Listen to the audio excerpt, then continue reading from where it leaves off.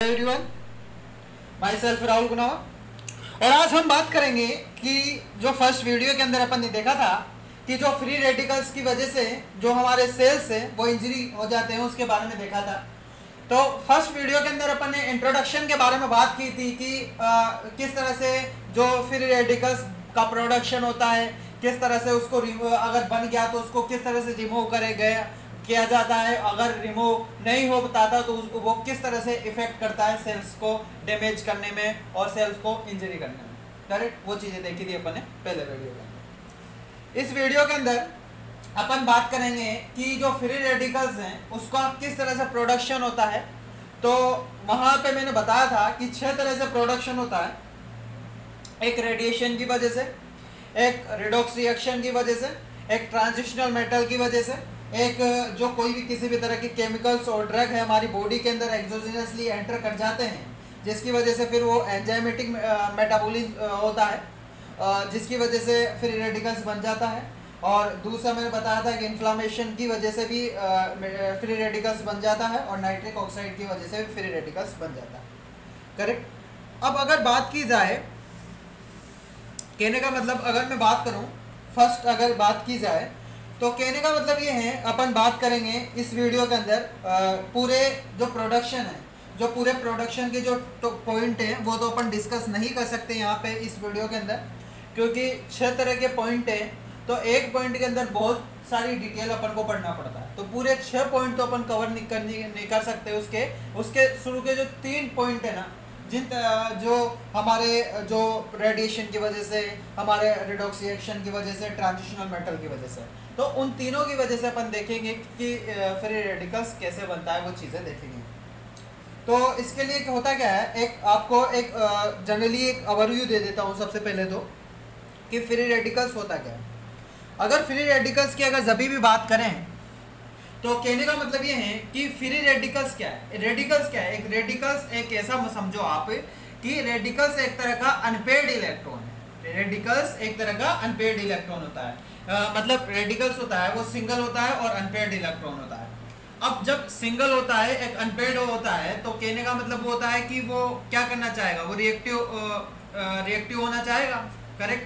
तो वो उसके साथ रिएक्शन करेगा जो रिएक्टिव है उसके साथ। तो कहने का मतलब ये है कि हम अपनी अगर लाइफ से अगर इसको रिलेटेड करें, जोड़े देखें, तो मान लो कि वो जो फ्री रेडिकल्स हैं, जो अनपेयर्ड इलेक्ट्रॉन है, वो अनपेयर्ड इलेक्ट्रॉन कोई भी हो सकता है। ये सब मैं पर्टिकुलर नहीं कह सकता कि अनपेयर्ड इलेक्ट्रॉन ऑक्सीजन है, अनपेयर्ड इलेक्ट्रॉन नाइट्रोजन है। वो कुछ भी हो, कोई भी हो सकता है। वो नाइट्रोजन भी हो सकता है, वो ऑक्सीजन भी हो सकता है। करेक्ट।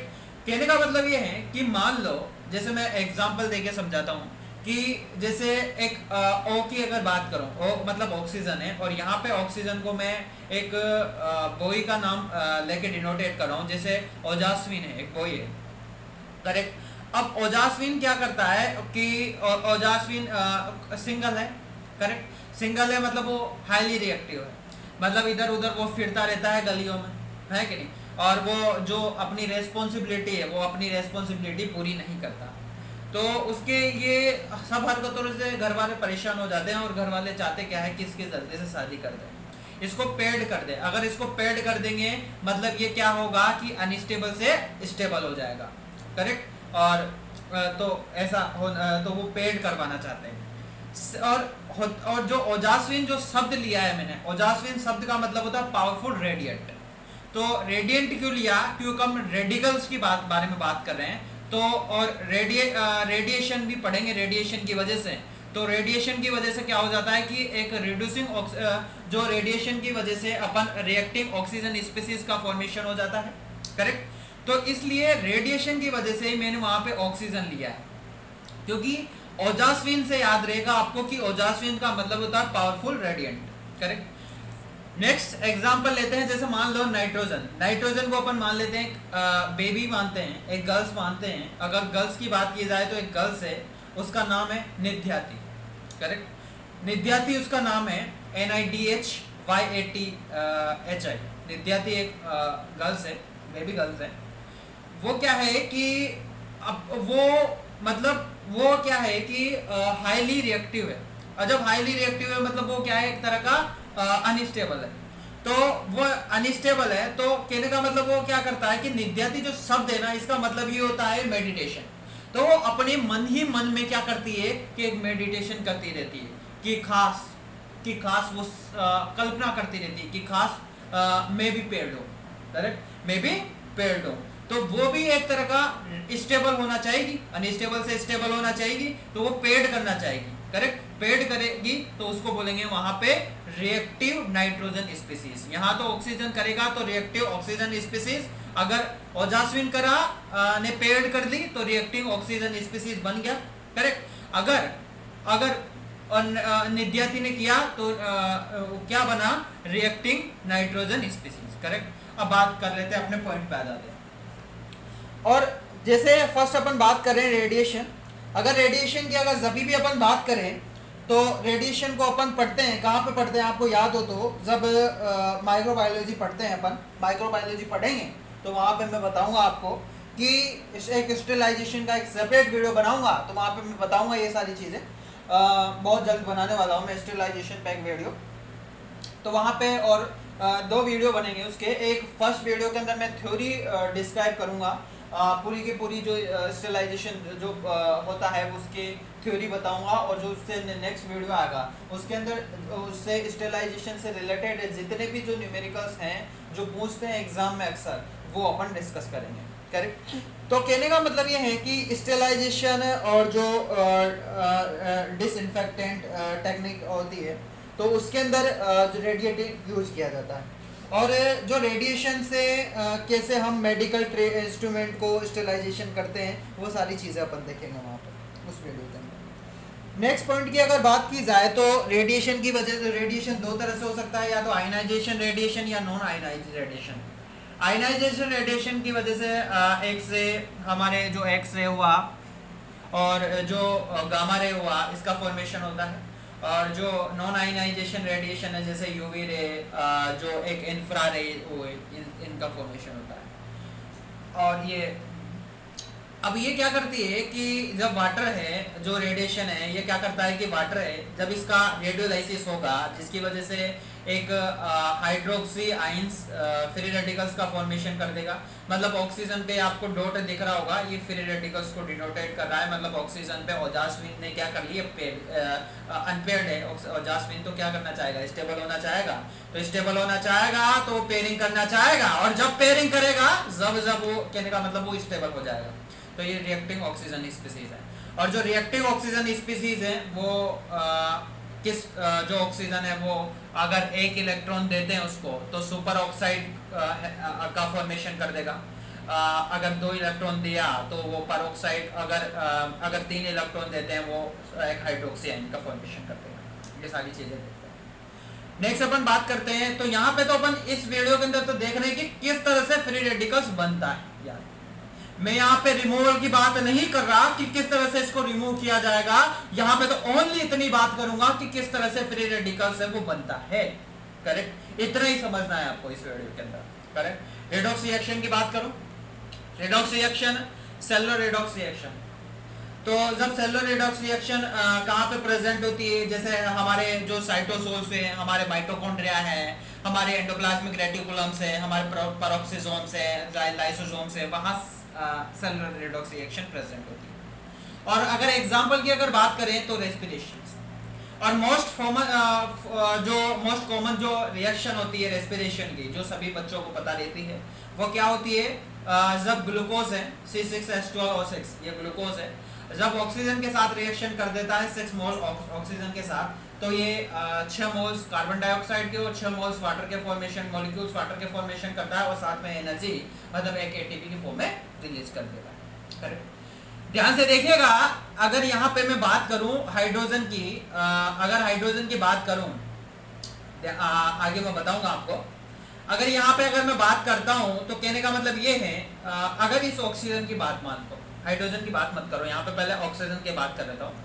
यहाँ पे ऑक्सीजन का ऑक्सीडेशन स्टेट, अगर ऑक्सीजन है यहाँ पे, अगर ऑक्सीजन कितने हैं यहाँ पे, अगर इस यहाँ ऑक्सीजन और अगर यहाँ ऑक्सीजन की अगर मैं बात करूँ तो यहाँ पे 12 ऑक्सीजन है, यहाँ पे कितने हैं, ओनली 6 ऑक्सीजन, करेक्ट। तो यहाँ पे कमी हुई इलेक्ट्रॉन की, अगर इलेक्ट्रॉन की कमी हुई मतलब ये ऑक्सीडेशन हुआ। यहाँ पे 12 ऑक्सीजन है, यहाँ पे कितने 6 ऑक्सीजन है, मतलब यहाँ पे इलेक्ट्रॉन गेन हो रहा है। अगर इलेक्ट्रॉन गेन होगा मतलब रिडक्शन होगा, करेक्ट।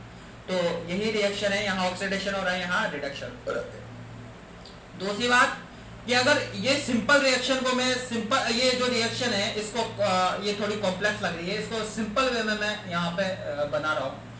ये सेम ऑक्सीजन है, ये ऑक्सीजन उठा के मैंने यहाँ पे रखा, यहाँ से मैंने हाइड्रोजन लिया और यहाँ से वाटर का फॉर्मेशन, पानी का फॉर्मेशन कर दिया, करेक्ट। अरे बोलो ना, अगर यहाँ पे अगर वाटर का फॉर्मेशन कर दूंगा, ध्यान से देखिएगा, अगर यहाँ पे ये ऑक्सीजन है, ये -0 स्टेट में, सॉरी, यहाँ पे ऑक्सीजन -2 स्टेट में हो गया, मतलब यहाँ पे इलेक्ट्रॉन की क्या हुआ, मतलब यहाँ पे इलेक्ट्रॉन गेन हो रहा है, क्योंकि यहाँ तो ज्यादा है ना, प्लस में है, यहाँ पे तो माइनस में चला गया पा रहे, भाई डिग्री माइनस में चली गई तो जाहिर सी बात है कि रिडक्शन हो गया उसकी, है ना, मतलब गेन हो रहा है ना इलेक्ट्रॉन का, यहाँ तो गेन हो रहा है ना, तो यहाँ पे सम पार्ट है उसका पार्शियली रिडक्शन होगा।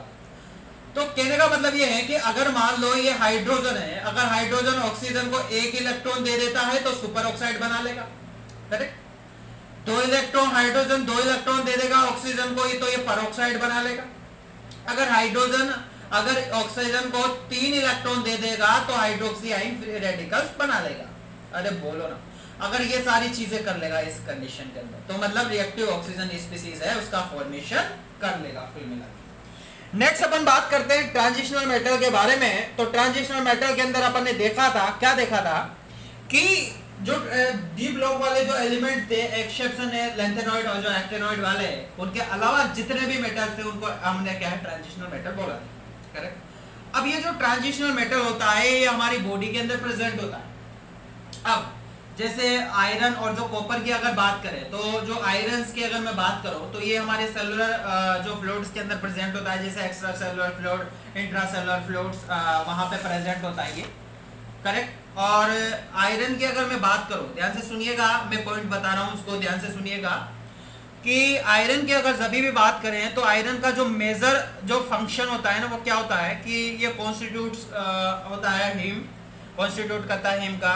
जैसे एग्जांपल है हीमोग्लोबिन हुआ, मायोग्लोबिन्स हुआ, ये सारी चीज़ें देखते हैं अपन जब बायोकेमिस्ट्री पढ़ते हैं तो वहाँ पे देखते हैं ये चीज़ें। साइटोक्रोम्स हुआ, और ऑक्सीजन जो के अंदर भी ये इन्वॉल्वमेंट होता है, और ट्रांसपोर्ट ऑक्सीजन का ट्रांसपोर्ट में और बायोलॉजिकल ऑक्सीडेशन में भी ये आयरन है वो इन्वॉल्वमेंट होता है। फिर नेक्स्ट अपन वहाँ पे ये भी देखते थे कि जो आयरन्स हैं, ये आयरन्स कहने का मतलब ये है कि इसके डिफिशियंसी के कारण हाइपोक्रोमिक माइक्रोसाइटिक एनीमिया भी हो जाता है। और वहाँ पे अपन ये भी देखते हैं कि जो आयरन की जो रिकमेंडेड डाइटरी अलाउंस जो वैल्यू होती है, RDA वैल्यू, वो 10 से 15 mg मिलीग्राम्स पर डे होती है, कितने समथिंग होती है। और मेजर फंक्शन की अगर बात करूँ, या मेजर फंक्शन तो मैंने देख लिया, मेजर सोर्स बता देता हूँ आपको। मेजर सोर्स है कि आयरन है ये organ meet, liver, heart, leafy vegetables, iron cookware से सभी से मिलता है। अब आपके दिमाग में एक चीज़ आ रही होगी कि यार यहाँ पे ये चीज़ें क्यों बता रहे हो, क्योंकि मैं रिकॉल करवा रहा हूँ। मतलब मैंने यहाँ पे आयरन के मेटाबॉलिज्म का ओवरव्यू भी दे दिया आपको, और कॉपर मेटाबॉलिज्म का ओवरव्यू भी दे रहा हूँ, साथ में फ्री रेडिकल्स भी पढ़ रहे हैं। मतलब मैं मैक्सिमम चीज़ें जहाँ पे नाम आ जाता है वहाँ पे पूरी चीज़ें कोरिलेट करता हूँ। यार चीज़ों को जितना आप कोरिलेट करके पढ़ोगे ना, चीज़ें उतनी ज़्यादा ईजी होती जाएगी, करेक्ट। मतलब जहाँ पे भी अगर कोई चीज़ है, अगर वहाँ पे आ गई, नाम याद आ गया, आपने सोचा कि अगर यार ये तो वहाँ पढ़ा था, तो उसको फटाक से वहाँ पे ये कर लो यार, करेक्ट। कि जितनी चीज़ें को समराइज करोगे उतना ही ज़्यादा बेनिफिट होगा, करेक्ट। कॉपर के बारे में बात करूँ तो कॉपर है ये, इसका जो मेजर जो फंक्शन की अगर बात करूँ तो ये कॉन्स्टिट्यूट्स होता है एंजाइम्स के अंदर। एंजाइम का कॉन्स्टिट्यूट होता है जैसे साइटोक्रोम सी ऑक्सीडेज, कैटालाइट्स, टायरोसिन्स और आयरन ट्रांसपोर्ट के अंदर। और इसके डिफिशियंसी के कारण तो हाइपोक्रोमिक माइक्रोसाइटिक एनीमिया हो रहा था, और इसके डिफिशियंसी के कारण क्या हो जाता है, एनीमिया और मैंकस डिजीज हो जाता है, करेक्ट। और नेक्स्ट है कि इसकी अगर बात करें अपन, तो इसके अपन ने 2 से 3 मिलीग्राम्स पर डे रिक्वायरमेंट होती है हमारे कॉपर की। कॉपर इतना ही रिक्वायरमेंट होता है, 2 से 3 मिलीग्राम्स। और अगर इसके फंक्शन की अगर बात करें, अगर सोर्स की बात करें, ऑर्गन मीट से, सीरियल से, लीफी वेजिटेबल से, इन सभी से मिलता है हमारे आयरन, करेक्ट। नेक्स्ट अपन बात करते हैं, ध्यान से देख, नेक्स्ट अपन बात करते हैं कि जो ट्रांजिशनल मेटल के बारे में कर रहे थे अपन, तो ये बॉडी के अंदर प्रेजेंट होता है जैसे आयरन और जो कॉपर देखा अपन है। कॉपर के अंदर एक चीज़ और देखते हैं अपन, विल्सन डिजीज। वो विल्सन डिजीज को मैंने बहुत अच्छे से डिस्क्राइब किया है, इसका एक सेपरेट वीडियो बनाया है विल्सन डिजीज का, वीडियो के डिस्क्रिप्शन में मैं लिंक दे दूंगा विल्सन डिजीज का। तो ये भी कॉपर मेटाबॉलिज्म के कारण हो जाता है, तो वो सारी चीज़ें मैंने वहाँ पे बताई है कि किस तरह से हो जाता है। तो वीडियो के डिस्क्रिप्शन में आपको लिंक दे दूंगा, तो वहाँ से आप देख सकते हो विल्सन डिजीज के बारे में। और इसको एक हिपेटो लेंटिकुलर डिजनरेशन भी बोला जाता है। मैंने वहाँ पर बताया था कि हिपेटो का मतलब होता है लिवर, और लेंटिकुलर जो न्यूक्लियस है वो हमारे बेसल गैंग्लिया के अंदर प्रेजेंट होता है। वो सारी चीज़ें मैंने वहाँ पे ऑलरेडी बता चुका हूँ मैं। अब कहने का मतलब क्या है कि जैसे हमारी बॉडी के अंदर एक आयरन प्रेजेंट होता है, और जो हमारी बॉडी है वो पेरोक्साइड का भी प्रोडक्शन करती है। तो ये जब आयरन पेरोक्साइड के साथ रिएक्शन करेगा, तो जो आयरन जो Fe+2 में हमारी बॉडी के अंदर प्रेजेंट है, वो जब पेरोक्साइड के साथ रिएक्शन करा, जिसने हमारी बॉडी ने पेरोक्साइड का प्रोडक्शन किया, तो उसके साथ रिएक्शन किया दोनों ने, तो ये एक आयरन +3 फेरिक का फॉर्मेशन करेगा, फेरस से फेरिक बन जाएगा, और साथ में एक हाइड्रोक्सी आयन फ्री रेडिकल्स बन जाएगा। यहाँ पे डॉट मैंने बना रखा है, ये एक रेडिकल्स है, साथ ये और साथ में OH ये बन जाएगा। कहने का मतलब ये है कि जब ये रिएक्शन बन गई, मतलब यहाँ पे एक क्या हो गया, एक यहाँ पे कहने का मतलब मैंने रिएक्टिव ऑक्सीजन स्पीसीज है उसका फॉर्मेशन हो गया, और जास्वीन है, और जास्वीन पावरफुल रेडिएटेड मैंने बताया था वहाँ पे।